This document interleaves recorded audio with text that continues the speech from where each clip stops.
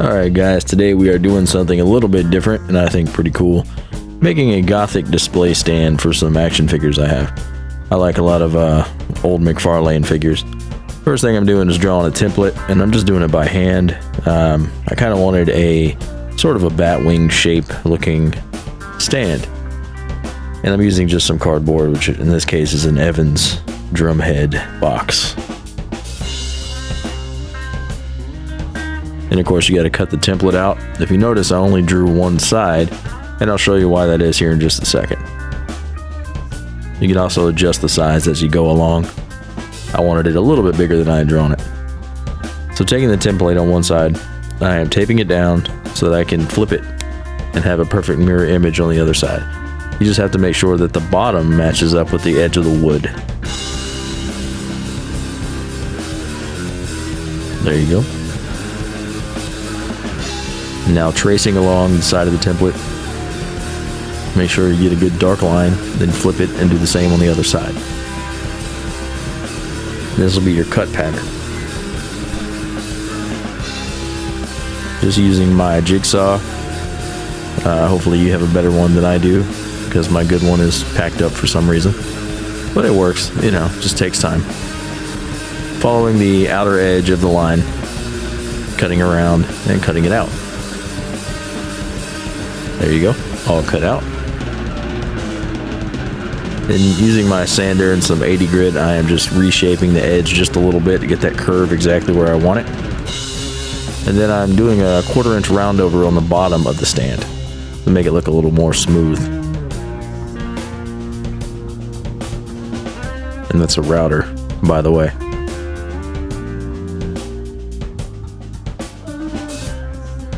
This could also easily be a shelf, which was my original intention, and I still may do that.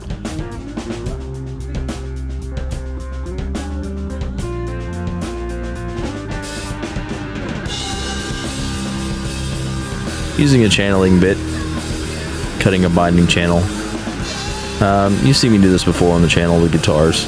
I was using our guitar skill. We're going to bind this thing. A little bit of acetone in the cup, and use a paper cup. It'll melt a lot of other types. You're going to need a lot of tape for binding, and you'll see why if you've never done it before. I'm starting with a little super glue because everything on this is just like a weird angle, so I'm gluing it to the edge there just a little bit. And then once that's down, we're going to use acetone to apply the binding, just like you would in binding an instrument. So a little bit of acetone on the back of the binding, a little bit of acetone in the channel, squish them together.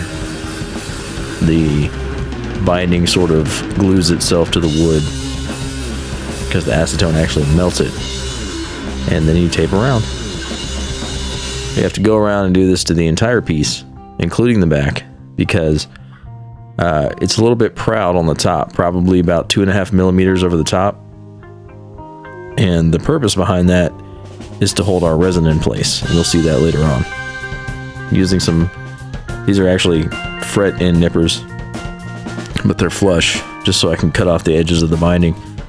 And then the old melt the ABS plastic with a little bit of acetone method to fill in gaps between binding pieces. Just fill them in with that and shave them down. And that's the whole thing bound. Now, I found this cool fabric at a local fabric store. It looked kind of Gothic to me. Taped the edge to the back of the piece. Or you can glue it. I actually glued it to the back of the piece with a little bit of super glue. And then, once you get it all laid out and your surface cleaned, use this Loctite spray adhesive. Going ahead and putting that all over the bottom and all over the piece, all over the bottom of the fabric and the piece itself.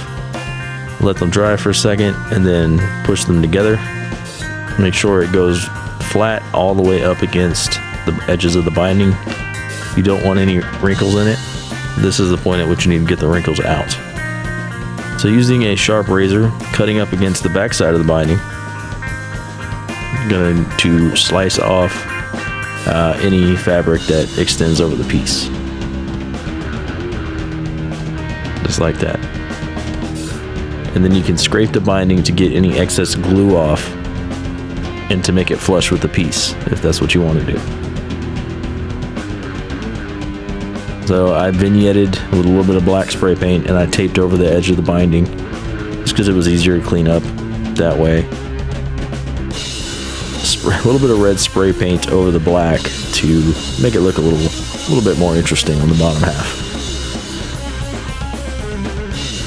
Alright, now using Clear Cast 7000 resin, and this is an equal part resin, so you put in a part of the resin and a part of the hardener, you mix that together, and then you let it sort of heat up and gas off. Now this cup I used was not the right cup. It ended up melting on me because this stuff got really hot. It does that when you use it a lot, like I did. Normally I mix up smaller amounts, but of course this needed a lot. So you want to mix it for 5 minutes,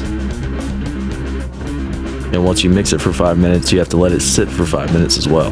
This is a good time to make sure your surface is perfectly level, because whatever you're pouring in, you want to make sure it's level in all directions, so that way the resin sets equally in all places.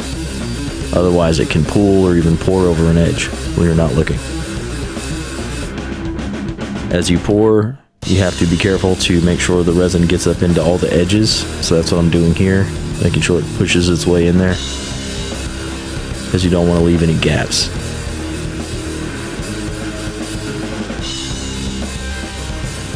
And you can already see that real deep look that you get, like it's wet when it's not. That's what I wanted to go with. The air bubbles, you can use a straw to blow through and pop most of them. And for the stubborn ones, you can use a lighter and burn them out, which I'm sorry for the angle, you couldn't see me doing that, but that's what I'm doing. I'd recommend a longer stick lighter to do that with. Alright, that's basically it for the main part of it. Now we're drilling some holes. The resin has set overnight, so it's hard. It's actually been about 20 hours.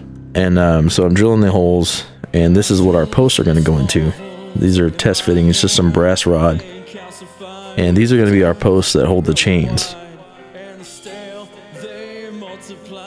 Using a scrap piece of wood with a hole drilled out to fit a post, we're going to start making our loops. And these loops, their only function is going to be to hold the chains up, but they also look kind of cool. So you bend it around the post using some pliers, try to get a really tight loop.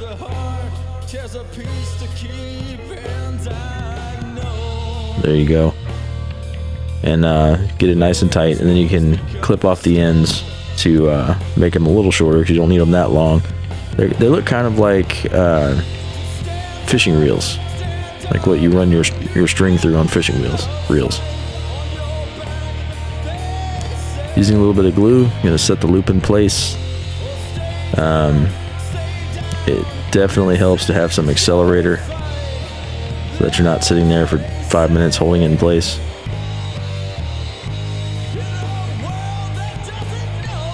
And you can go on about your business, which in this case is going to be tying off some thread and wrapping it around, much like a fishing lure actually.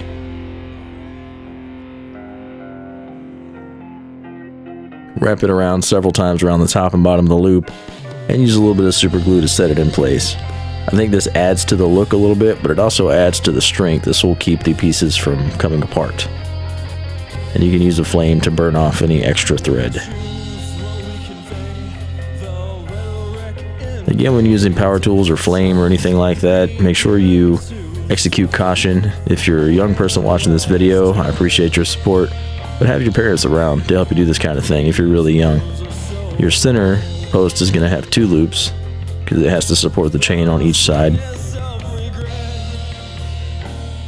And your back post, your tallest one, is only going to have 1. But you can do these however you want. You can do multiple rows of chains if you like, or whatever. You know, this is just the idea. So there's all the pieces. I'm using my grinder to make the tops of these really sharp, so that they look a little bit more, I guess, a little more menacing. And there's all those done. After that, I'm painting the entire pieces black with a little bit of satin spray paint and then setting them in place. Here's some chain I picked up at my local craft shop. It's very small. and just using kind of my eye, I'm measuring out how long I want the chain to be to get the angles and the way they hang right. And then you just use the links themselves to attach them to the loops. You spread them open and then squeeze them with a pair of pliers. That's basically it. All we gotta do now is have a heavy metal montage.